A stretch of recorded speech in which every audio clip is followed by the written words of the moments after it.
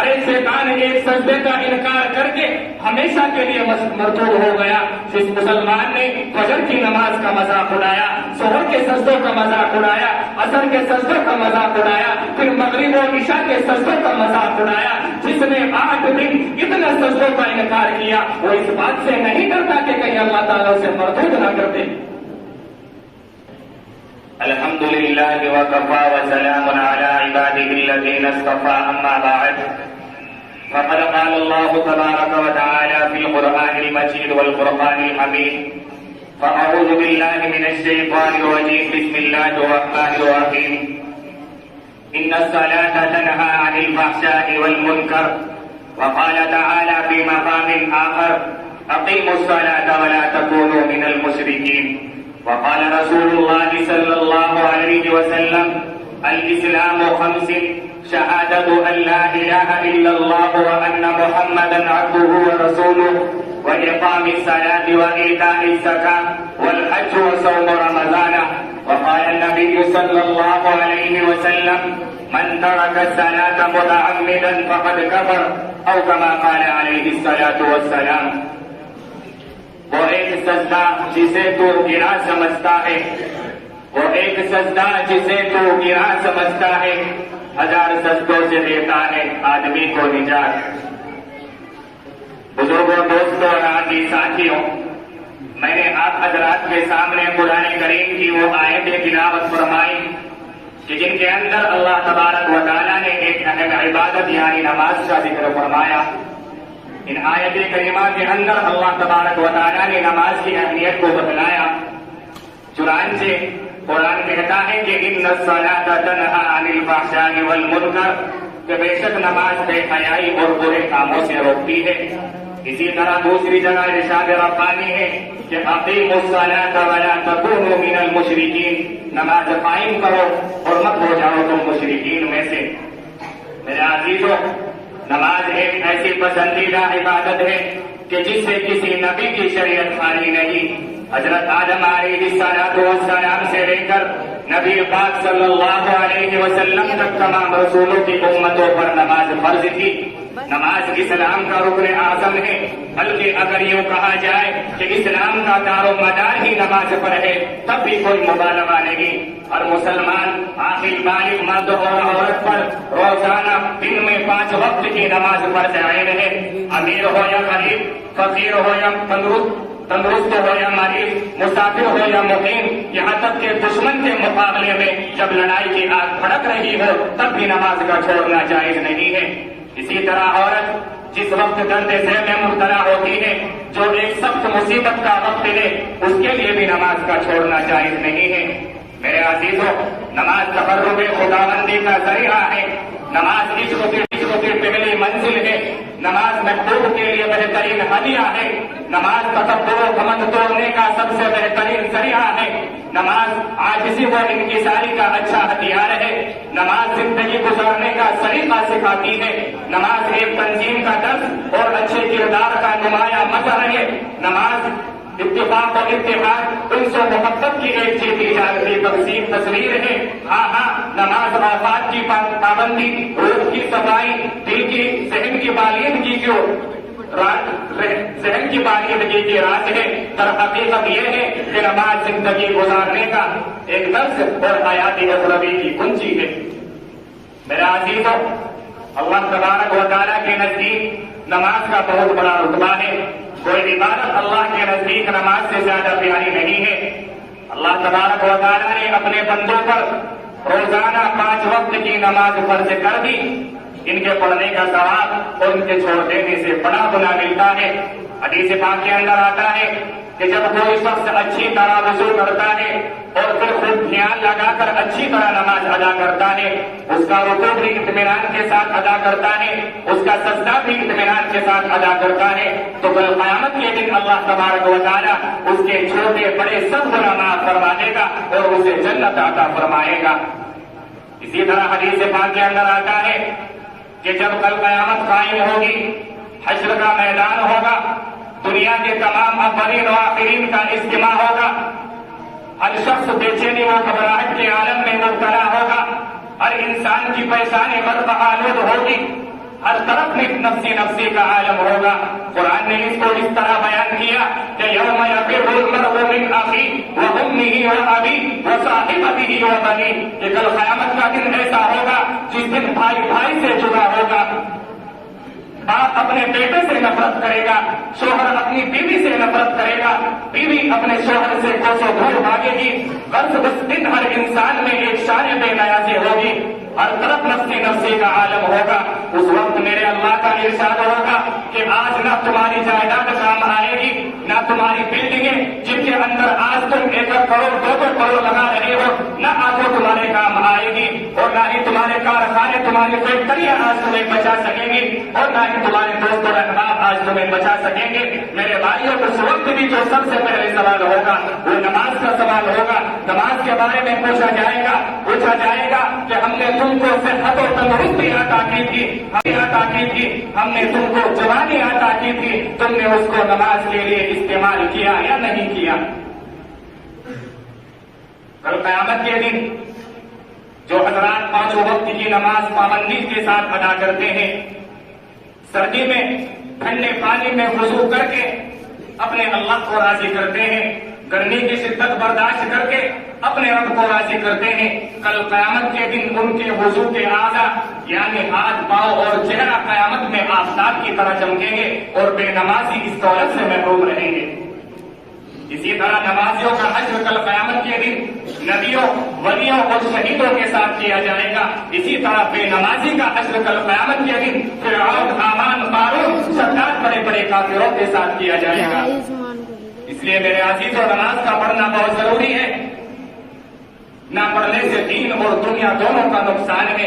اس سے بڑھ کر اور کیا ہو سکتا ہے کہ بے نمازی کا حشر کل قیامت کے دن بڑے بڑے کافروں کے ساتھ کیا جائے گا. میرے عزیزوں جو شخص نماز کا انکار کرتے وہ یقیناً کافر ہے. حدیث پاک کے اندر آتا ہے کہ من ترک الصلاۃ متعمدا فقد کفر، جو شخص جان بوجھ کر نماز چھوڑے گا وہ کافر ہے. میری یا تیری بات نہیں، کسی ڈاکٹر حکیم کی بات نہیں، کسی وزیر سفیر کا بیان نہیں، میرے اور آپ کے آقا ساری کائنات کے سردار امام الانبیاء جناب رسول اللہ صلی اللہ علیہ وسلم کا یہ فرمان ہے کہ جو شخص جان بوجھ کر نماز چھوڑے گا وہ کافر ہے. بین العبد و بین الکفر ترک الصلاۃ، بندے اور کفر کے جو درمیان جو فرق کرنے والی چیز ہے وہ صرف نماز ہے. حضرت امام احمد رحمۃ اللہ علیہ جو ہمارے 4 بڑے اماموں سے ایک امام ہیں، وہ جان بوجھ کر نماز چھوڑنے والے کو قتل کرنے کا فتویٰ دیتے ہیں. آج مسلمانوں کے دلوں سے نماز کی عظمت نکل گئی، اس کا احترام نکلا، اس کا خشوع نکلا، اس کی نورانیت نکلی. ہم لوگوں نے آج نماز کو کھیل سمجھ رکھا ہے. مسلمانوں نے نماز کے مقابلے میں لاپرواہی برتی، اللہ تبارک و تعالیٰ نے ہمارے اوپر سے رحمت کی چادر اتار لی. آج ہم لوگوں نے نماز چھوڑ دی، اسی لیے ہم حالات و مسائل کا شکار ہیں. نماز چھوڑ کر روزی روٹی کمانے کی دھن میں لگے ہوئے ہیں، اس لیے رزق کی تنگیاں ہماری چوکھٹ تک پہنچ چکی ہے. آج پوری دنیا کے اندر مسلمان ذلیل و خوار ہو رہے ہیں، اللہ کو چھوڑ کر دنیا والوں کے سامنے جھک رہے ہیں. یاد رکھو حبیب اللہ کے مسلمانوں، اگر نماز نہیں پڑھو گے تو دنیا میں بھی ذلت و رسوائی ملے گی اور کل قیامت کے دن کے جہنم کا ایندھن بننا پڑے گا. میں ان لوگوں سے پوچھنا چاہتا ہوں کہ جو صرف 8ویں دن سر پہ ٹوپی رکھ کر جمعے کو مسجد کے اندر آتے ہیں اور اپنے آپ کو بڑا نمازی سمجھتے ہیں، ان کے قدم باقی 5 نمازوں میں کیوں نہیں رکتے؟ یہ کہاں چلے جاتے ہیں؟ کیا یہ باقی 8 دن اللہ کی دھرتی پر نہیں رہتے؟ کیا یہ صرف 8ویں دن اللہ کا رزق کھاتے ہیں؟ کیا یہ صرف 8ویں دن اللہ کا پانی پیتے ہیں؟ کیا یہ صرف 8ویں دن اللہ کی ہوا کے تن اپنے پھیپڑوں کے اندر لے جاتے ہیں؟ کیا یہ صرف 8ویں دن اپنے بیوی بچوں کے ساتھ بیٹھتے ہیں؟ کیا یہ صرف 8ویں دن اللہ کے دیے ہوئے نور سے دیکھتے ہیں؟ کیا یہ صرف 8ویں دن اپنے کانوں سے سنتے ہیں؟ کیا یہ صرف 8ویں دن اپنے جسم کی ہر نعمت سے فائدہ اٹھاتے ہیں؟ کیا یہ صرف 8ویں دن سورج کی روشنی سے فائدہ اٹھاتے ہیں؟ یہ کہاں چلے جاتے ہیں؟ اس پتھر دل کو کیا ہوا؟ کیوں اس کے دروازے تک دستک نہیں پہنچتی؟ یہ کیوں ویران ہو گئے؟ ارے ایسے تو پتھر بھی سخت نہیں. عطا اللہ شاہ بخاری کہا کرتے تھے کہ اے ہندوستان والوں، میں نے تمہیں اتنا قرآن سنایا کہ اگر میں سرسوں کو سناتا تو سبا بن جاتی، میں پتھروں کو سناتا تو موم ہو جاتے، اور میں دریاؤں کو سناتا تو طوفان تھم جاتے۔ پتا نہیں تم کس چیز سے بنے ہو، کس خمیر سے بنے ہو، تمہارے سینوں میں دل نہیں پتھر ہے، بلکہ پتھر سے بھی زیادہ کوئی سخت ہے۔ اشد قسوۃ من الحجارہ، پتھر بھی اللہ کی ہیبت سے لرزتا اور کانپتا ہے۔ تم کیسے انسان ہو، کیسے سینوں میں دل لیے پھرتے ہو کہ اتنا بڑا بادشاہ روزانہ تمہیں دن میں 5 دفعہ پکارتا ہے کہ حی علی الصلاۃ، آؤ نماز کی طرف، اور تم صرف 8ویں دن مسجد کو آ رہے ہو؟ کیا 8ویں دن ہی کھانا کھایا ہے؟ کیا 8ویں دن ہی چائے پی ہے؟ کیا 8ویں دن ہی اللہ کا پانی پیا ہے؟ ارے جس زمین پر سجدہ ادا نہ ہو اس سے بڑا بھی کوئی جرم ہو سکتا ہے۔ زنا کرنے کو برا سمجھتے ہیں، نماز کا چھوڑ دینا زنا کرنے سے بڑا جرم ہے۔ قتل کرنے کو گناہ سمجھتے ہیں، نماز کا چھوڑ دینا قتل کرنے سے بڑا جرم ہے۔ چوری کرنے کو گناہ سمجھتے ہیں، نماز کا چھوڑ دینا چوری کرنے سے بڑا جرم ہے۔ رشوت کھانے کو گناہ سمجھتے ہیں، ارے نماز کا چھوڑ دینا رشوت کھانے سے بڑا جرم ہے۔